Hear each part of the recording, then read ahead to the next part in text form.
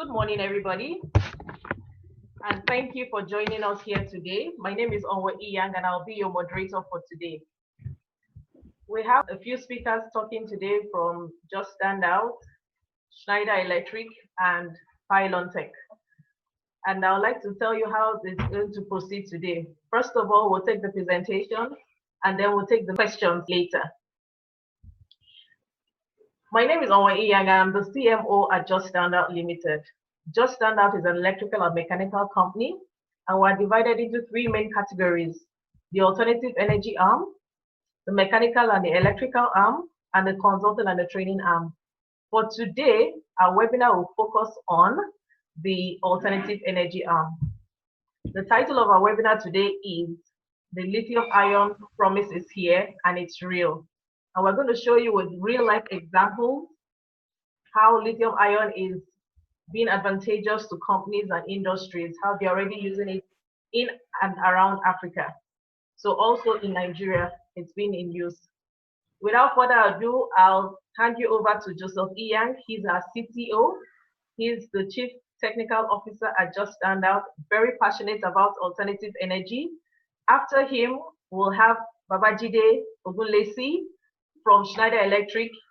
He's the technical lead for Schneider Electric in Africa, and he's very passionate also. Finally, we'll have Rita Ping and Jumper Yu from Pylontech, and they'll be talking about the Pylontech arm. So over to you, Joseph. Okay, thanks again. We're having technical difficulties here, so bear with us. So let me just go ahead and start with the slide. Again, lithium ion is here, it's real, and it's actually a game changer. So with that, we'll just go ahead and talk about the current situation in Nigeria. We are losing lives due to the lack of electricity in Nigeria, and we all know that.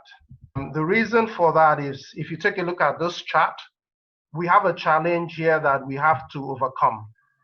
And that challenge really is a challenge that we have now called the kilowatt divide. For those of you who have heard me speak before, this is always what I always talk about, the kilowatt divide.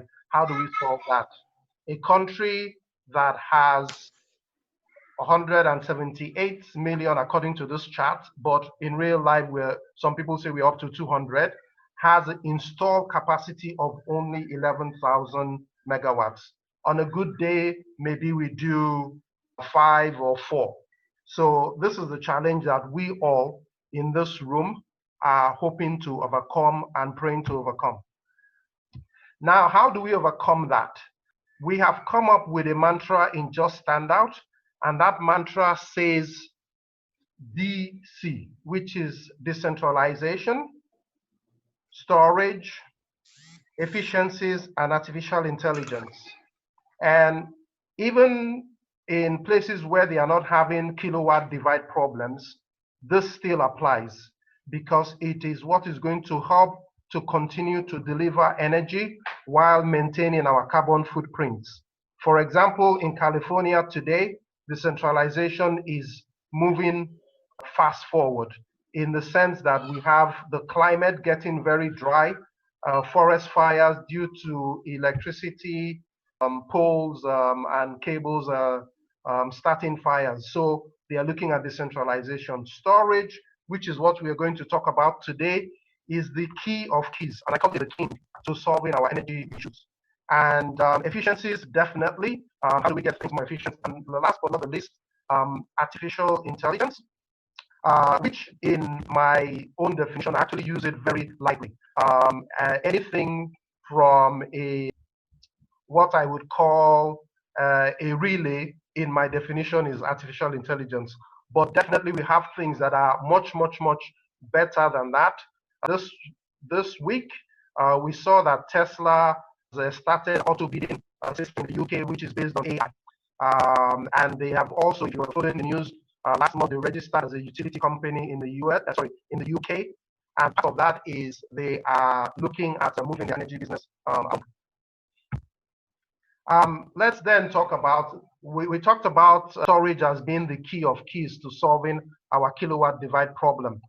Now, when we take a look here at what we're looking at, when we say, for example, that we have lithium ion as the problem solver, lithium ion has a ton of benefits. And one is energy density. To pack a lot more energy in a certain amount of kg. The other one is efficiencies, which you're looking at about 95% efficiencies. Life cycles is really high compared to the rest of them. The advantages are all there when you talk about high energy densities. We talked about high efficiencies. And one of the things that in the Nigerian situation is very important is the ability for it to rapidly charge. And we have seen that in real life experiences in residential as well as commercial buildings. It takes about 1/3 the amount of time to charge a lithium ion as it will to charge your regular lead acid batteries. One of the issues that people always talk about is the ability to manage thermal runaway with lithium ion. But you will see that with Pylontech that we are presenting has really safe profile when it compares to other forms of lithium ion out there. So with that, let's go to Pylontech. I will take some of the slides from Pylontech, and then Rita will chime in a few others. Pylontech, they have really been a force out there when it comes to dedicated battery storage systems. They are very reliable, and they have been there for quite a long time. They have been contributing in the last 5 years, and they have been doubling their market worldwide. The storage system in Pylontech, like again, they are vertically integrated company. Unlike other companies that are buying cells, buying DS and putting things together, Pylontech starts from raw materials all the way to where they are going. So that's really what is there. Okay. Now, this gives you a little bit of history. This gives you a little bit of history into Pylontech, where they started, founded in 2009, and to where they are for now. If you see, just for example, last year, they were able to increase their capacity by 1.5 gigawatts. And that really is very good for us as a company as well as a country. Why Pylontech? Pylontech is one of the best, if not the best, battery company out there doing lithium ion. They were the first to have been given a certificate by the German energy storage standards. You'll also see here that they have also been the first to be awarded by, we just talked about the German gas, which was the TUV. They have the CE, they have the UL, and then they have the JET rating, and also have SunCap as well. This is a chart that really made us as a company take a look at having Pylontech as one of our people to push and bridge the kilowatt divide in Nigeria. If you take a look at this, this is a study that was done by IPT, a research lab in Australia. And you can see that given 2,000 cycles of testing, Pylontech came out with flying colors as opposed to the other companies, LG, BYD, and GNB. So this is very important. Okay, when we take a look at what Pylontech offers, they have a wide range from the UP series, which is for backup. We have telecom, we have home storage, and then also we get into commercial as well as grid applications. Let's start off with what we currently have in Nigeria. We have the US series, which is the 2000, and this is the one with the lowest capacity. Again, the voltage is 48, Depth of discharge is 90%. The design life is 60%. Okay, and it's about 24 kg. And then let's see here. Okay, the next one in the series is US series is the 3000, and again that's still a 48-volt system. It's 35 kg and provides 3.55 kilowatt hours of power in there. Okay. Okay, this is the next one, which we are currently testing in country, and that's a 24-volt version, which is a 2.8 kilowatt hours version, and it's 27 kg. This is a hub. We'll just go, when we get to the next chart, you'll see for Pylontech, you're able to connect 8 batteries in a group. After that, you would need to have a hub to connect those batteries. As you can see here, this is an example of a CAN communication. Pylontech also does a RS485 connection, but this is where you have the hub. So we have, in this example here, we have 8 times 5, which is 40.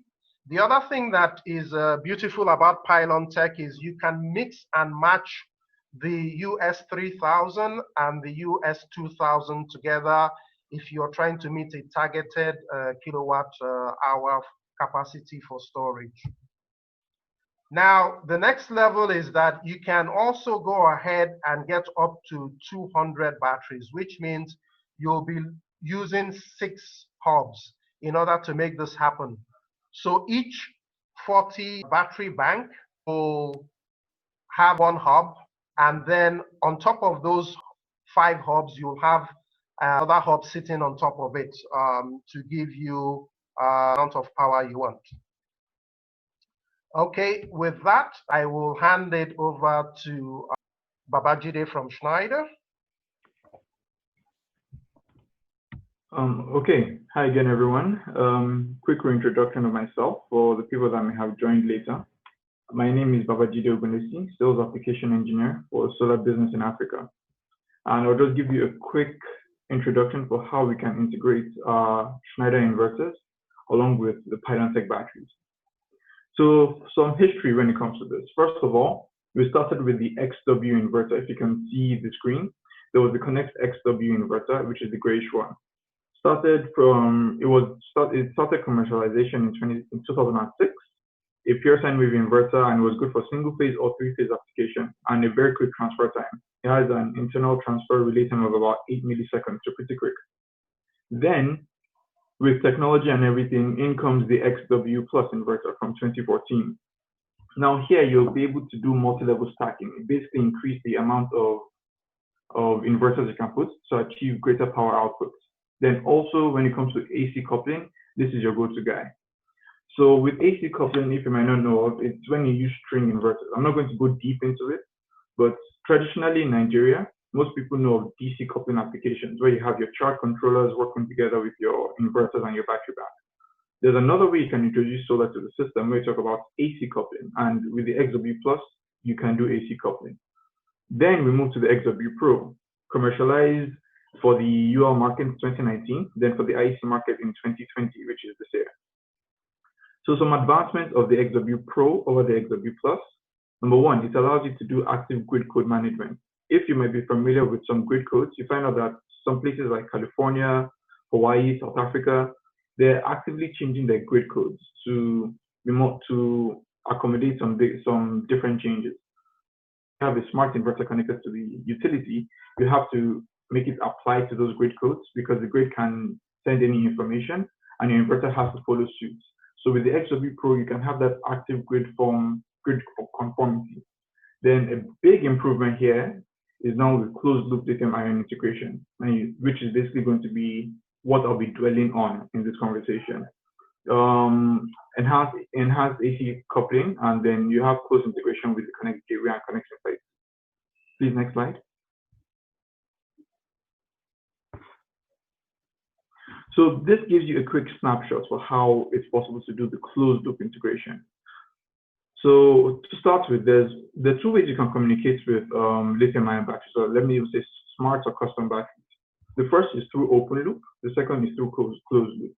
So this gives you a good idea for the closed loop integration. This is where the inverter is actively talking to the BMS, the battery management system of the battery bank, and both of them work hand in hand for proper utilization of the batteries. Please, next slide.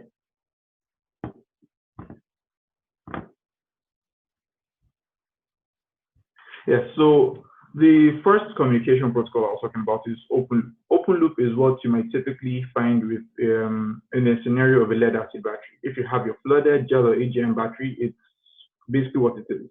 You connect your inverter to the battery bank through the power cables, your DC positive, your DC negative. And then you commission the inverter to tell it the parameters to match that battery bank. Like, hey, my battery capacity is 400 amp hours, 600 amp hours. I want to give it this amount of particular charge. Let's say 40% of the inverter charging capacity, 60%, stuff like that. You commission each and every detail to match the battery, so that you're trying to use it as good as possible. So there's not really much safety, except the battery bank has its own safety mechanism. But because you're matching the settings of the battery to the inverter, you might not be able to fully utilize the full extent of the battery. And it becomes a very dicey situation when you now come to lithium-ion batteries that function better on state of charge instead of voltage. You get to know a little bit about that in the subsequent slides. Okay, please, next slide. Then now we move to closed loop. So a little bit back to open loop. For open loop integration, the lithium-ion or the battery manufacturer basically would dictate how he wants his battery to be run, because there's no communication there. So he's going to tell you, hey, I want this amount of charge current. I want this amount of discharge current. If the temperature goes too high, reduce the amount of current, stuff like that. With all the dynamic information, it's better to use a closed loop system of architecture, which is what this slide is talking about. So for closed loop integrations, the BMS of the battery management system, is actively talking to the inverter for stuff like, hey, this is my state of charge. When you see stuff like the SOC, this is my voltage, this is the temperature. Because I'm in a hotter environment, do not push as much charge to the battery. Do not consume as much charge from the battery. This is the maximum charging rate based on this temperature, based on this humidity even, and I said other stuff like the discharge current. So the communication system is completely dynamic. Because one factor is going to change, it's going to affect another factor. It's not going to be like your regular open loop that you commission this, and this, and then it is set in stone. Closed loop is active communication, which is why if you see the picture at the bottom right, you're going to see the communication protocol there. So our inverters traditionally speak ZAN bus communication, if you're familiar with it. If you're familiar with any communication network, you'll find out that there's ZAN bus, there's Modbus, there's CAN bus, there's a whole lot of them. For our inverters, ZAN bus is a trademark for the Schneider inverters. But that doesn't mean that it's only batteries that have a PMS communication protocol of ZAN bus that are able to communicate. Earlier in the previous slide, I showed you that you have a type configuration when you integrate the connect gate. The connect gateway in this particular setting is going to act like an interpreter. So you're speaking one language, I'm speaking English, maybe somebody doesn't understand English and they're speaking Swahili. So they're going to need somebody to interpret all what I'm saying so that they can understand. That is where the gateway comes in handy over here. So some lithium-ion batteries, they speak Modbus, some of them speak CAN bus. The gateway in this instance would act as a converter, as a communication interface that will convert those Modbus or CAN bus commands to the ZAN bus communication network, and then the inverter and the battery and the BMS of the battery are able to speak perfectly well with one another. So for ZAN bus, with the XW series, with the XW Plus and with the XW Pro, if the battery speaks ZAN bus communication perfectly well, no issues whatsoever. Then you now want to speak, if your BMS of the battery speaks Modbus or CAN bus, then you have to take it up a notch with the XW Pro along with the Connect Gateway. No longer the XW Plus, is with the XW Pro. So with the XW Pro and with the gateway, you're able to integrate this BMS of the battery that's speaking either CAN bus or Modbus. And in the case of Pylontech, we're speaking CAN bus for them. So it's able to act as an interpreter, and then you're able to do the closed loop integration. Advantages of closed loop, this is the next slide. So advantages of the closed loop integration. So to just think about what I explained about the open loop integration. Here with closed loop, because it's actively communicating, you'll be able to use the full extent of the battery from the maximum level of depth of discharge you want to use.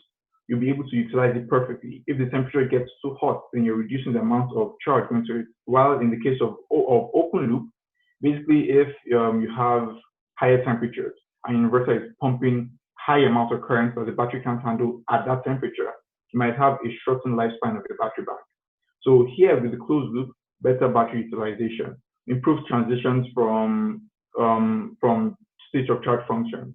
Another thing, if you're familiar with lead acid batteries, you see that the voltage threshold is quite high. You might have some voltages going all the way from, let's say, 40 volts to something as high as, let's say, 60 volts if you're using flooded batteries.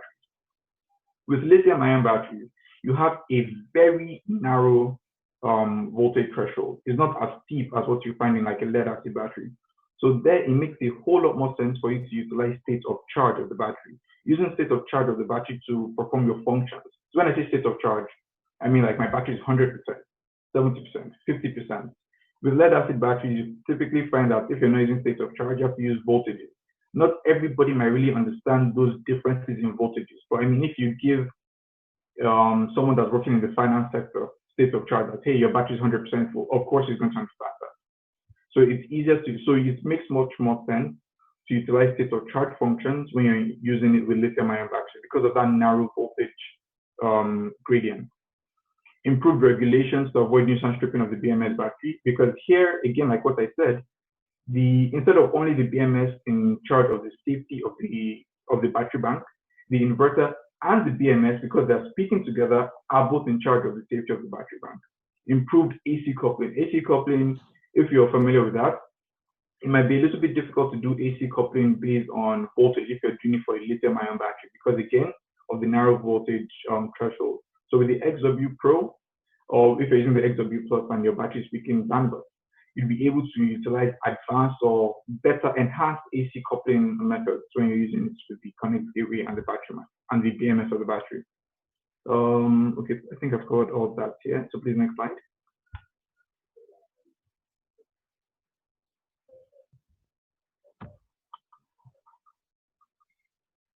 Okay, there we go.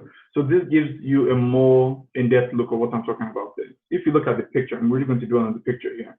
For a lead acid battery, the color that's in violet over there, you see that between, let's say, 40% to 60%, between 40% to 80%, you have a voltage gradient of about 6.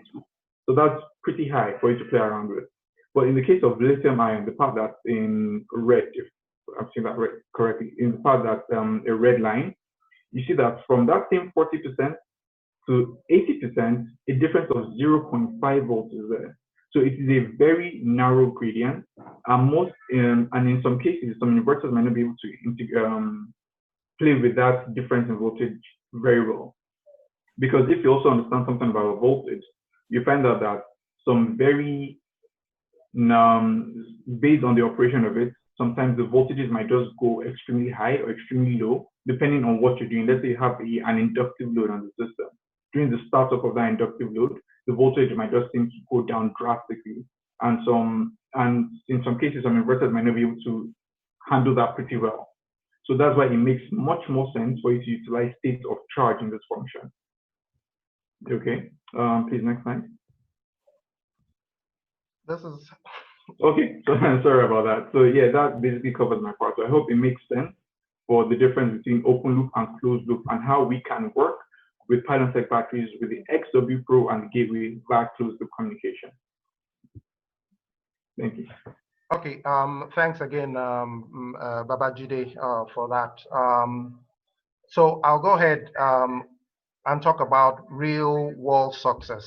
I like this example from Australia. And there's a video out there on YouTube, which we can share the link by email to everybody. But at one point in time, people in Australia were having difficulty having to feed themselves because electricity was pretty expensive, and people just could not cook their food anymore, and they had several issues. Why? Because they were relying on renewable energy in that part of Australia. What solved the problem was Tesla battery packs that went in there, and it was actually a challenge. And you can see in real life in 2019, they made 79 million, and they were able to forestall several major events that would have brought the system down, or a system collapse, as we like to call them. The other example which I like to use is the Boring Company, again, a Tesla example. They are able to reduce cost because they are able to move onto lithium ion. They are able to use their trains inside there with lithium ion. They're able to change their tunneling equipment to lithium ion batteries. So it is very successful. Now, let's take a look at us. In Nigeria, we have two examples here. The first example is just it's actually at Hearts of Gold at an orphanage, which was a gift that Schneider, Just Stand Out, and Bolamak put together for the orphanage or hospice called Hearts of Gold. So you can go there and take a look at it if you want. While you're there, you can donate to the children as well. The other one is actually in a medical center in Lekki, and that's the 3000. As you can see at the top of it, there's a hub there. There are 12 batteries, six in a group that we've put together. And this has been in operation, fully in operation since March. It was installed sometime last year, but the hospital became operational in March. This is in China. You're able to do container setups. This is where you have two 20-foot containers coming in. And that's really, we're able to do that with another version of high voltage inverters, as well as a high voltage battery setups. Okay, last but not the least, I believe that we just found out Schneider, Pylontech, we will be able to lead and leverage all our forces, including the forces of everybody in here, to bridge the kilowatt divide. I believe that just like we have been able to leapfrog the digital divide in Nigeria with the mobile phones, which, if you notice, most mobile phones today have lithium ion in them. We will be able to do the same thing when it comes to power in Nigeria. And remember, we're talking about DC. That's decentralization, storage, efficiencies, artificial intelligence, and like I said, the king of kings, the key of keys is storage. With that, I would like to say thank you for participating, and we'll be open to questions. I'll hand it over now to our Inyang for questions. Do we have any questions?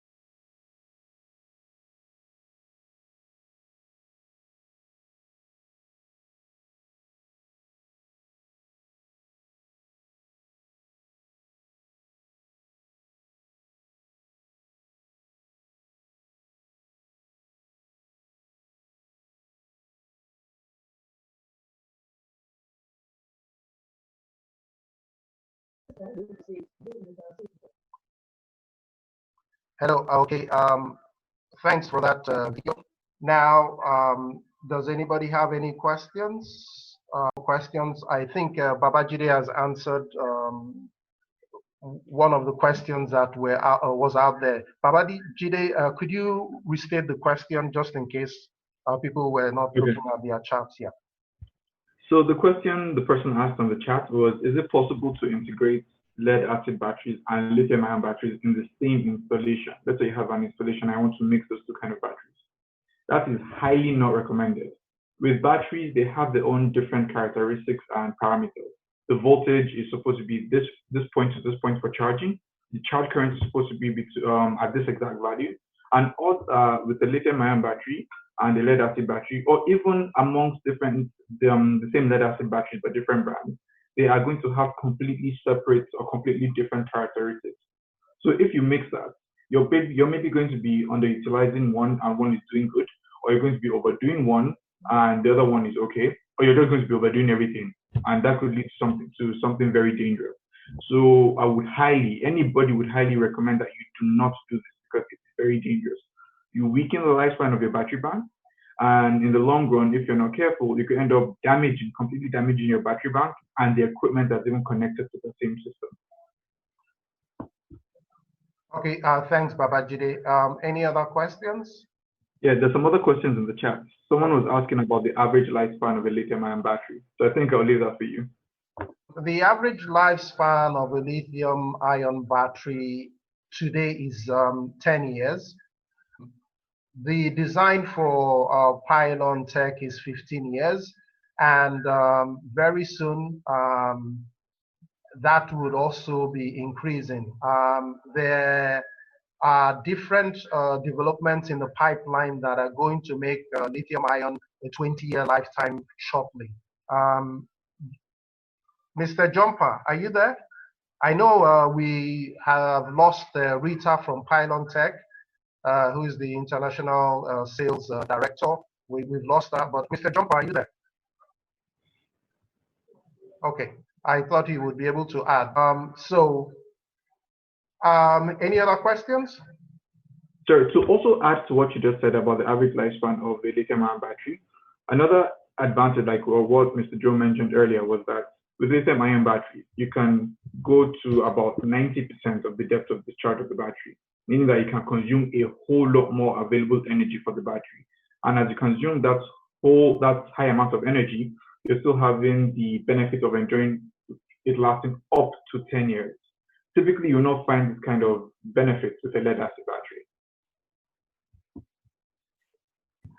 Okay, and the other thing, what he just said about the amount of power that you can get out at 90%, when you combine that with the ability to charge really fast. Let me give you a personal example. I have lithium ion installed personally in my home since August last year. I went from 12 lead acid batteries to 2 US 2000 batteries. That's what I run currently in my home. I do not have my freezer or my fridge on that because I have a battery that costs almost €0. The yellow keg that you put vegetable in, I put water in it and put it into my freezer. So I have free power by thermal storage. However, I am able to run a 1 horsepower AC on my 2 lithium-ion batteries, and it can give me anywhere to 6 to 8 hours, depending on how much load I'm running at night.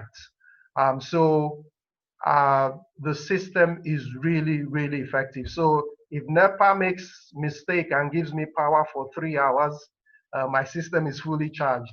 With lead acid batteries, I have to wait for 8 hours to get my system practically fully charged. So that is an advantage for a lot of applications. Okay, thank you, Joseph. We have another question from Adibowale Lawani, and he wants, or she wants to ask if we have any installations done in Nigeria. The answer is yes. We have many. We have around Nigeria. We showed some, and if you send us a mail, we can send you addresses where you can go and check them out. The second question from Akinlabi, are you open to partnership? Definitely yes. That is why we're here. We're open to partnerships.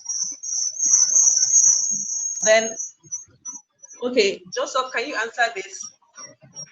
What is the cost of lithium-ion batteries in kilowatt hours per dollar? Well, for costing, you'd have to get back to us for the commercial group to handle that. One of the things that we have been doing when it comes to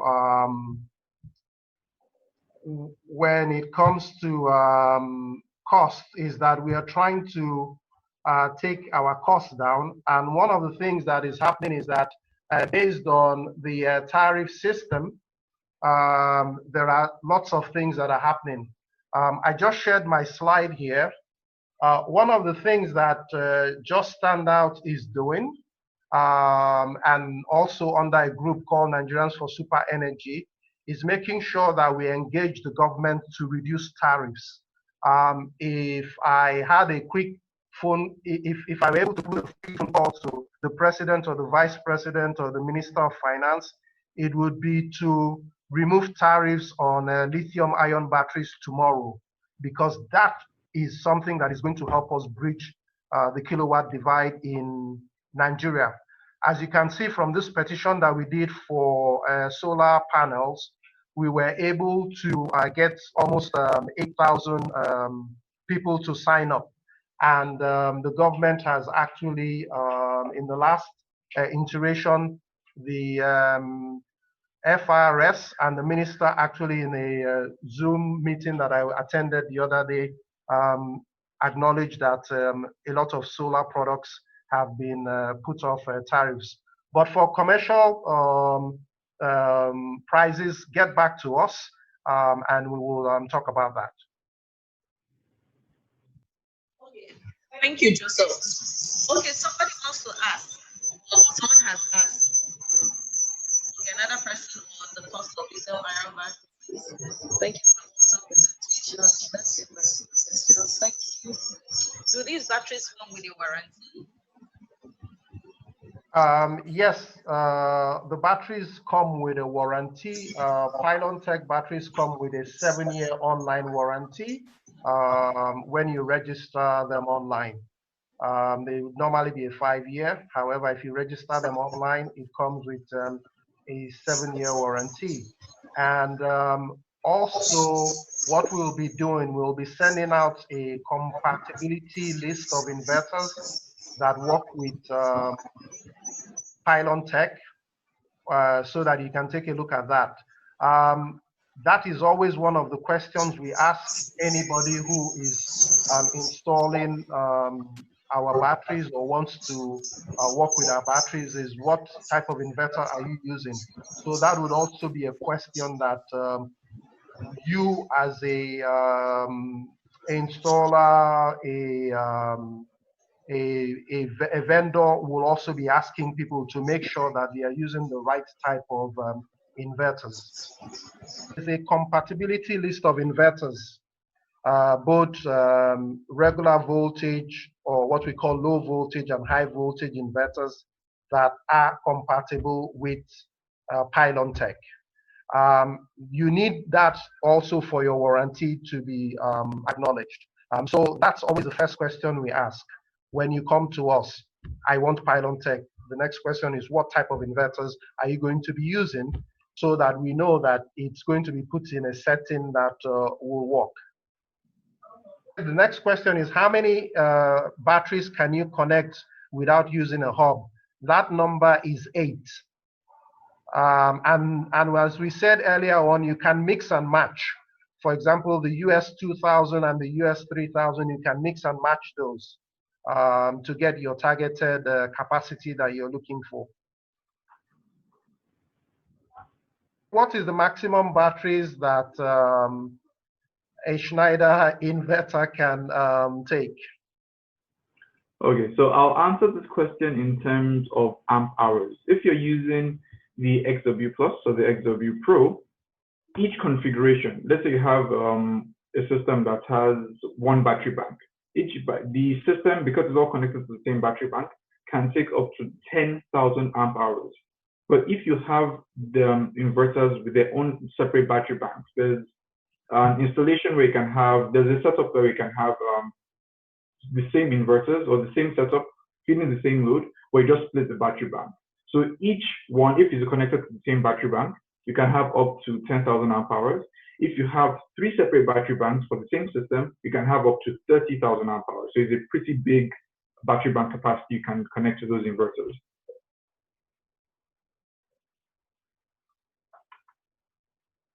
I hope that makes sense. Okay, lithium ion, yes, in general has temperature challenges. However, the version of lithium ion that we are using, which is LiFePO4, LiFePO4, actually does better when it comes to temperature. And that's why I say it has a very good thermal properties. I will tell you that initially we were looking at LG Chem for Nigeria, and because of the thermal properties of LG Chem, they would not warranty that product in Nigeria. So when we found Pylontech, that it had the ability to operate in harsh environments like Australia, that's why we went into partnership with Pylontech. Does your BMS have remote communication and management? Okay, the next question is, does BMS? Yes, the BMS has remote communication. That's why we're talking about, again, when you take a look at the compatibility list that we send to you, because it's a two-way thing. It's like a tango. Your inverter needs to talk to the BMS on Pylontech. So you'll see the list of inverters, and you'll also see the protocol, whether it's CAN, whether it's RS485, or whether it's MOSBus, whatever communication it is will be in that list. So we'll be sending that to everybody who is a participant. Sorry, so there's also a question that popped up, or something I would like to explain. Typically, if you're familiar with lead acid batteries, you find out that in the market, you might hear them saying that, okay, this one is 12 volts, 200 amp hours, this volt, something amp hours, stuff like that. For lithium ion batteries, you might typically hear it in terms of kilowatt hours. It's basically the same thing. If you have your lead acid battery, for example, you have a 48 volt battery configuration and the amp hour capacity is 200 amp hours. You can easily relay that to kilowatt hours also. Just simply multiply the 48 volts by the 200 amp hour battery capacity. That gives you 9.6 kilowatt hours of storage. In terms of lithium ion batteries, like you find in Pylontech, you might see that it is rated in 3 kilowatt hours, 4 kilowatt hours, stuff like that. It's basically the same thing. If you want to find out the exact amp hour capacity of the battery, it's usually always written on the datasheet, or you can divide that amp hour, that kilowatt hour capacity by the system voltage. So let's say it's a 3000 amp hour, let's say it is a 3 kilowatt hour battery and the system voltage is 48 volts. 3000 divided by 48 volts, that gives you 62.5 amp hours. It's as easy as that, so that it doesn't confuse anybody. Okay, thanks, Babajide, for that explanation. Any more questions? MT what? Could they tell me what an MTBF? Okay, can you explain what that acronym means? Who asked that question? Okay, I think I'm a little bit familiar with what that acronym means. It's okay. It's a manufacturing term between fellows. Okay.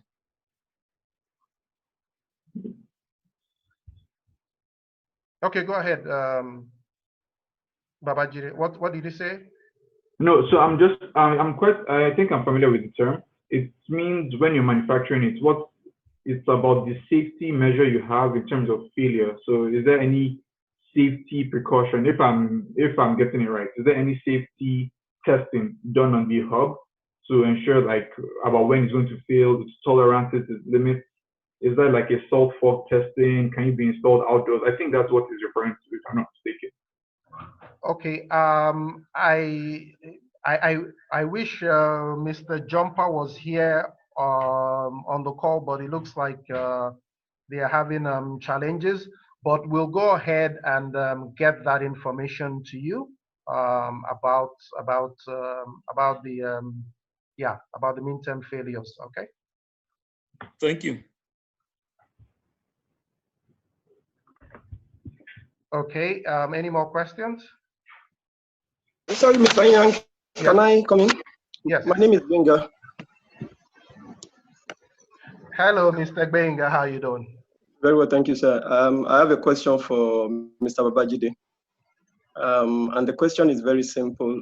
We know that in Schneider inverters, we have this charging rates, percentage, whatever it's called. And I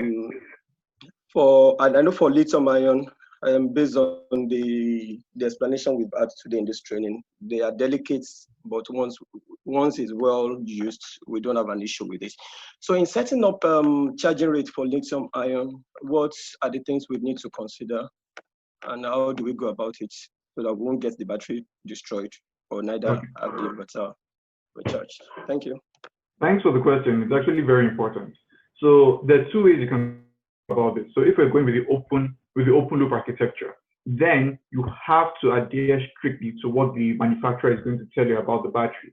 Hey, this is my charging rate. This is the voltage threshold I should use to start charging the battery, to absorption, to bulk. If you understand some stuff about battery charging, you'd be familiar with what I'm saying. So open loop architecture, you really have to adhere strictly to what the battery manufacturer is telling you.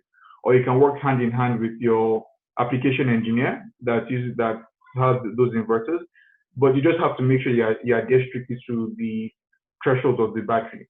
If it is closed loop, then you typically don't have to do anything. It's pretty much easy. You connect the communication from the BMS of the battery to speak to the inverter, whether it's through the gateway in our case, or directly to the inverter via Xanbus if it's possible. And that way, the battery settings, everything concerning the battery, is going to be done dynamically by the BMS. Here, you don't really have to interfere.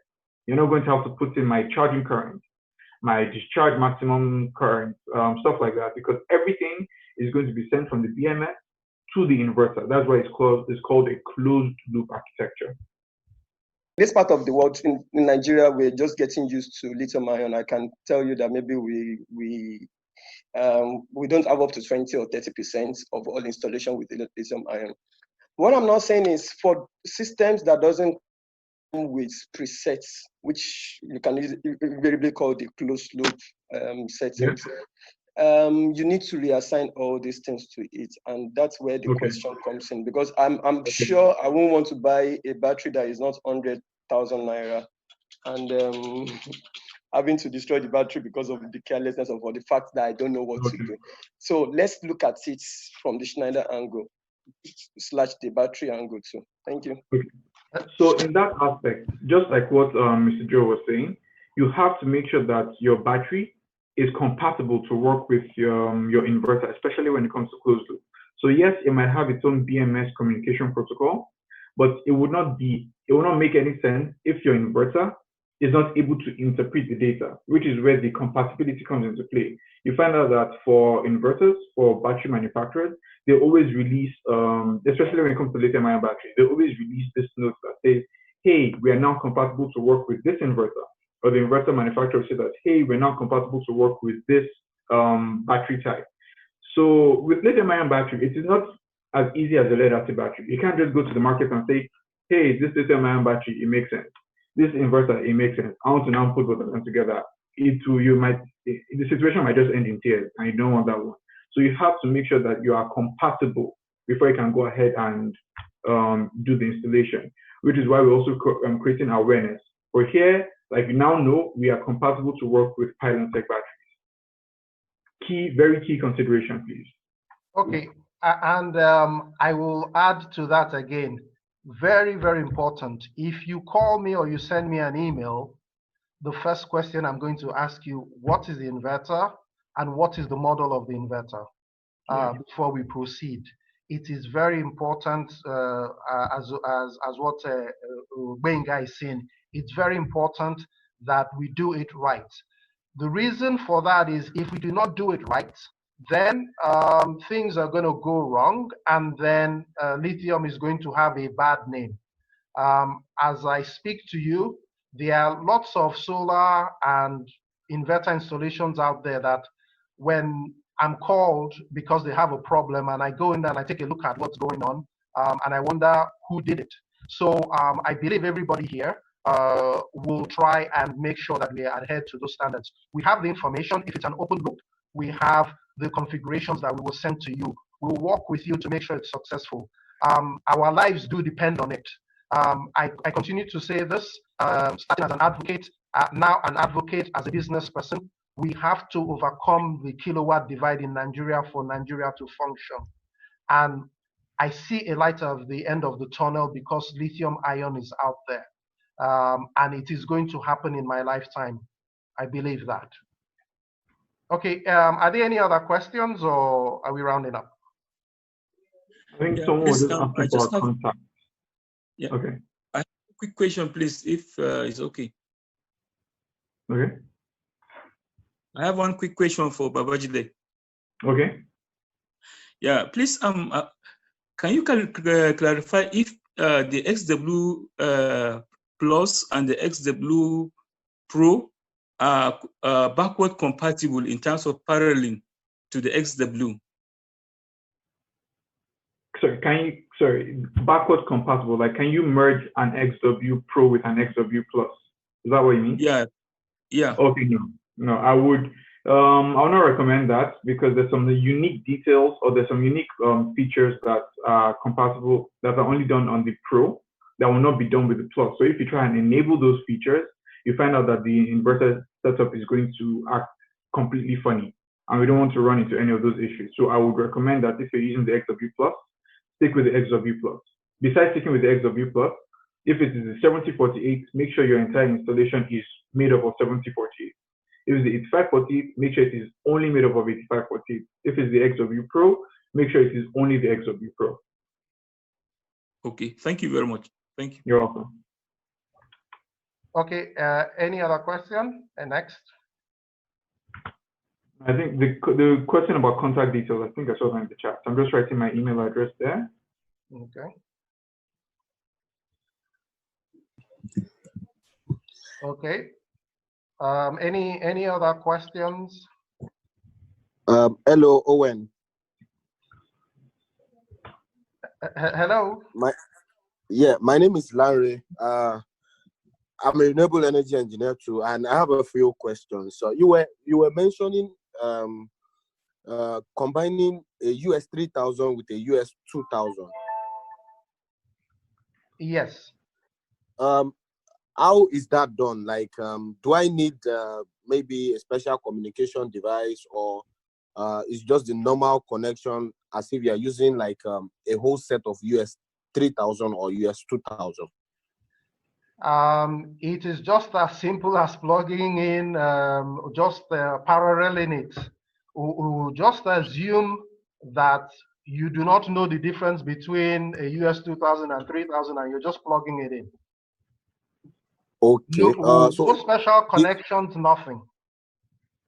Okay, the BMS takes care of the communication. Absolutely. Yes, absolutely. Okay, I don't need external communication device or anything. None. Okay, thank you. So that's why we say you can mix and match to get your targeted capacity, because sometimes you can say, okay, in order to get my targeted capacity, I will do 4 3000s and 1 2000 in order to hit my exact capacity. Or sometimes you may come to us and we do not have enough of the 3000s to supply your needs. We can give you the 2000s to make up for it. Okay. Yeah, that's very clear now. Thank you very much. Okay, thanks. Yeah. Okay, any other question?